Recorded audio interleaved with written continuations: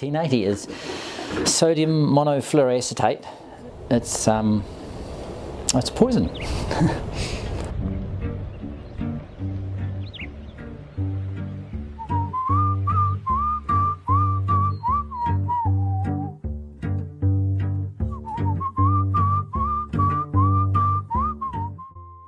It was originally, when they first found it, they started using it as an insecticide. It kills anything that breathes air and there's no antidote, and so pretty quickly they realised that it was a pretty devastating sort of poison. So basically every country in the world has banned it. New Zealand is the only country in the world that spreads it from the air.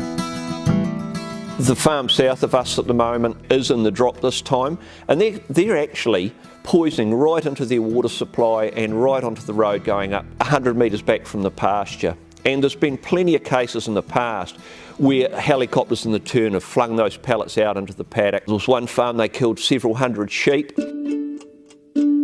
Well, we hope it's spread evenly, and that's been something we've been struggling with lately, because of course if you're wanting to kill animals in the forest, you want it to be spread evenly because the animals are fairly evenly distributed in the forest. The stuff is delivered from buckets, the sort of hoppers that hang under the helicopters, and it spins the bait and chucks the bait out sideways. And the idea is that it's sown evenly. It's usually about 100 metres each side of the bucket as it flies along above the forest. But some buckets do better than others, so this has been something we've been looking at recently to see how even the spread of bait is. So some of them are great and some of them don't do such a good job. And it kills a few birds. Mostly 1080 is not as toxic to birds as it is to mammals. And the way the bait is presented, it's designed to be attractive to mammals, not to birds. So it doesn't kill very many birds, but it varies between species. Our government fed it to 38 dogs and then recorded how they died. The scientists recorded the animal acts as if terrified but appears to be unaware of its surroundings. It has tonic convulsions, it paddles, which is running on its side because it can no longer stand up. And it finishes off by saying death is never cardiac in origin, the heart continues to beat after breathing stops. So effectively you're chemically strangling these things to death, and the deer can take up to 3 days. Rats and possums, being a bit smaller, die quicker. The birds are usually between 12 and 24 hours.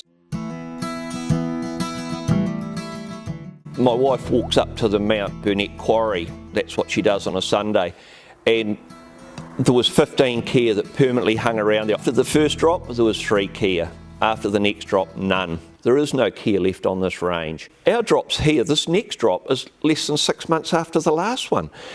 In New Zealand we've got all these birds that are incredibly susceptible to predation by mammalian predators, that's stoats and rats and possums. And there's a whole pile of them that we know now, and we've learned over the last, I suppose, 30 or 40 years, that they're headed for extinction, and if we do nothing they're gone.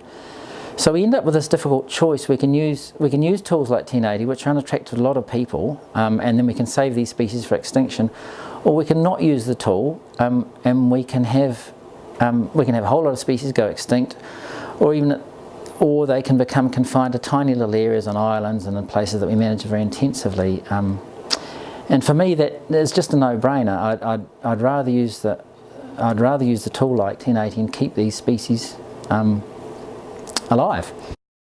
Last year, New Zealand introduced a new Animal Welfare Act, and that was partly because we'd seen some ill treatment of bobby calves on TV. So we've got this new Animal Welfare Act which makes it a crime to be cruel to your livestock. But if you read that new act, it's got section 30 part A, and that makes a special exception for the Department of Conservation and the Ministry of Primary Industries with at Osprey, and the words are that they may recklessly and willfully ill-treat wild animals or animals in wild state. So what is the point of New Zealand having this world-leading Animal Welfare Act if we can make an exception for our government departments, allowing them to willfully and recklessly ill-treat wild animals?